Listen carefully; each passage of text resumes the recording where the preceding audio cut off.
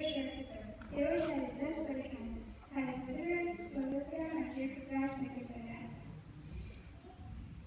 તે દિવસે એકાદશી હતી અને શાંતિલાલે એકાદશીનો ઉપવાસ કર્યો હતો. છોટુભાઈ રાજનગરના રહેવાસી હતા અને તેઓ બાળકો માટે મીઠાઈ લાવ્યા.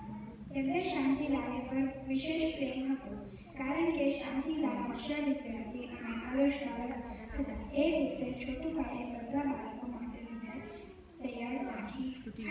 તેમને શાંતિલાલને એ મીઠાઈ આપી, પણ એકાદશી હોવાને શાંતિલાલ સ્પષ્ટ ના પાડી.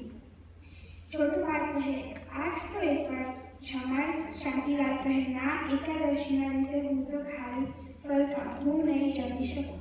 છોટુભાઈ તો આ જોઈને સ્તબ્ધ થઈ ગયા. કેવી નિયમ ધર્મની સરળતા! છતાં પણ તેઓ વારે વારે શાંતિલાલને મારવાની કોશિશ કરતા, પણ અંતે તો તેમને ફળ લાવવું જ પડ્યું.